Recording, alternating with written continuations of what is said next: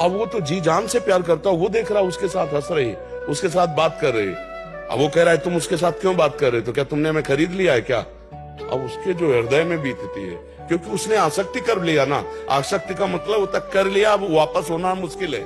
जैसे दलदल में फंस गया, निकलना मुश्किल है। तो इतना ना सोच करो कि अकेले कमाने वाले हैं। हमें लगता है ऐसे करोड़ों लोग होंगे जो अकेले कमाने वाले हैं। कमाने वाला अकेला ही होता, खाने वाले 10-5 जरूर हो जाते हैं। तो इसमें चिंता न करो, अकेले ही भगवान ने सृष्टि रची है। कोई तो सरियाल है, उन्हीं के तुम भी अंश हो, भगवान ही के तो अंश हो।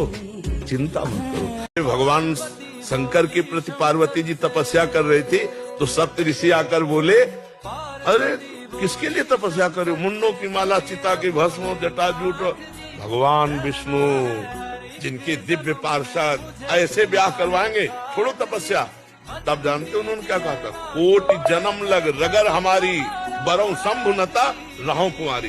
करोड़ जन्मों तक तपस्या करूंगी और हर जन्म में यही मांगूंगी कि भगवान शंकर हमारे पति हों। मुझे ये बात, ये जिंदगी में रखोगी तब पास हो पाओगी। हमने देखा है कर्जा लेकर अपनी बेटी का ब्याह करते हुए, कर्जा लेकर। आप सोचो, तुम्हारे जाने तुम तो सुखी होगी वहां, खाओगी पियोगी, बहू बन के रहोगी, और वो वर्षों कमाकर तुम्हारे लिए पैसा भरेगा। वो माता पिता तुम्हारा अमंगल करेगा।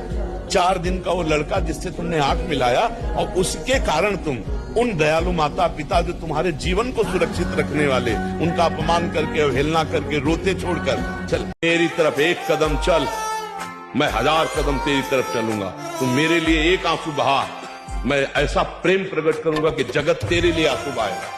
डरना मत, टूटना मत, झुकना मत, दूसरे से हाथ मत पसार देना। वो देख रहा है, तुम्हें हर समय देख रहा है। यही तुम्हारी कसौटी हो, आगे बढ़ गए निहाल हो जाओगे। शब्द हमारा याद करना। एकलव्य ने गुरु द्रोणाचार्य जी को गुरु माना, द्रोणाचार्य जी ने शिष्य नहीं माना। तो गुरु के माने शिष्य नहीं, शिष्य के माने गुरु है। यदि जो डर गया वो बच गया। समझो, संसार में जो डर गया वो बच गया। कैसे? समाज का डर, कानून का डर, ईश्वर का डर, गुरु का डर, तो आपसे पाप कर्म नहीं होगा। अगर आप ईश्वर से नहीं डरेंगे तो पापाचरण करेंगे ना। आप गुरु से नहीं डरेंगे तो मनमानी आचरण करेंगे ना।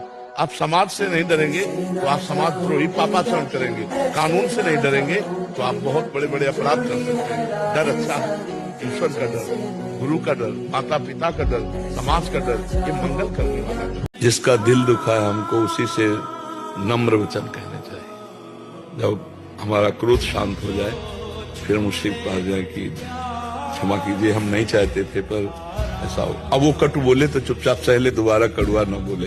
इसके अंदर ये इच्छा आ जाती कि मैं अधिक से अधिक धन कमाऊं और अपने परिवार को सुखी करूं, जो 4, 5, 8, 10 लोग हैं।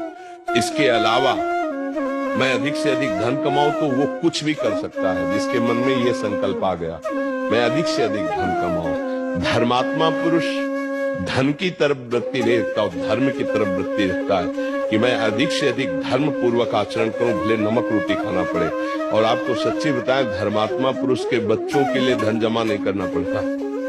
वो इतने प्रवीण होते, इतने महिमाशाली होते हैं कि वो सब व्यवस्था कर लेंगे। और धर्मी पुरुष जो अपने बच्चों के लिए अधर्माचरण करके जमा करता है, वो उसी को पीटते हैं, घर से निकाल देते हैं, और इसके बाद उनकी बुद्धि भ्रष्ट होकर ऐसे आचरण करते हैं, वो नष्ट हो जाते हैं। लिख लो, कागज में लिख लो। अगर मेरी बात मान जाओ तो सब ठीक हो जाएगा। तुम्हें कुछ नहीं छोड़ना। हमारी बात पकड़ो, पहले बहुत आराम से सुनो। देखो, आप आज से निश्चिंत हो जाओ। हम जैसा कह रहे हैं, हम बहुत सोच के कह रहे हैं। तुम पहले अपने दिमाग से हटा दो कि मुझे कुछ छोड़ना है, ठीक है?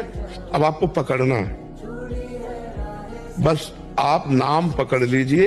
जो हो रहा है तुम उसकी चिंता मत कीजिए, प्रसन्न मुद्रा में रहिए, प्रसन्न रहिए, और थोड़ा कुछ काम कीजिए। एक निगेटिव विचार का आदमी हर स्थिति में जलेगा, एक पॉजिटिव विचार का आदमी हर बिगड़ी परिस्थिति में भी अपने आप को सुखी कर सकता है। देखो, निगेटिव पॉजिटिव हमारे दिमाग का विषय होता है, और सुख दुख हमारे दिमाग से उपजता है, बाहर नहीं होता है। हमें लगता है अगर दिमाग सही हो जाए तो हम सुख दुख से ऊपर उठ जाए। नाथ, आपके सिवा कोई हम भले नहीं देख पा रहे, लेकिन आप तो सुन पा रहे हैं। आप सर्वज्ञ हैं, आप सब जगह हैं, आप सब दर्शी हैं, तो आप मुझे देख रहे हैं। तो प्रभु देख लो, आपके सिवा कोई नहीं।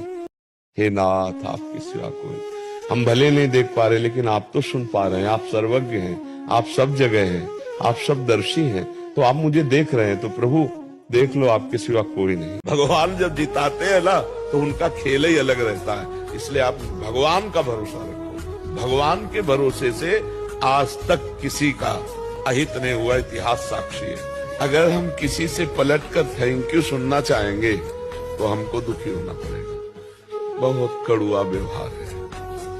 आप प्राण समर्पित कर दो तो वही आदमी अवसर पर आपके प्राण लेने के लिए तैयार हो जाएगा। ऐसा जगत है।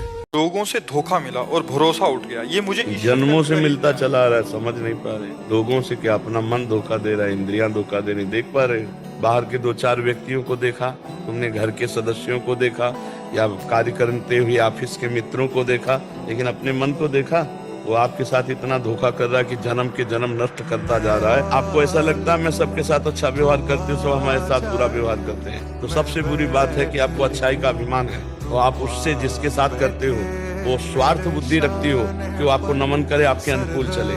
जब राम की वृत्ति होती तो सारा जगत राम में दिखाई देता, सिए राम में सब जग जानी। और काम की वृत्ति होती तो सब काम ही नजर आते हैं। दुष्ट वृत्ति होती तो दुष्ट नजर आते हैं। हमारी जैसी वृत्ति वैसा हमें बाहर दृश्य दिखाई देता है। अब अगर अध्यात्म की बात सुनना चाहो तो मन और इंद्रियों को संभालो, किसी से थैंक यू की इच्छा मत रखो, और दूसरों का मंगल करो तो तुम्हारा मंगल होगा। भगवान तुम्हें आनंद प्रदान करेंगे। अपनी गलतियों की जांच करो। रोज शाम के बैठ के सुबह से शाम तक मेरे द्वारा कौन सी गलती हुई, कौन सा धर्म विरुद्ध आचरण हुआ। अभी कुछ दिन में आप देखो ना कि आनंद आने लगे। दूसरे की छोटी गलती को सभा में बड़ी करके बताना चाहते हैं, लेकिन अपनी बड़ी गलती को बिल्कुल नॉर्मल मान के उसे शांत कर देते हैं। हमको चाहिए दूसरे की बड़ी से बड़ी गलती को नॉर्मल करके छोड़ दें, अपनी छोटी सी गलती को बिल्कुल नॉर्मल न करें, उसे बड़ी करके नष्ट कर दें, तो हम निर्दोष हो जाएंगे।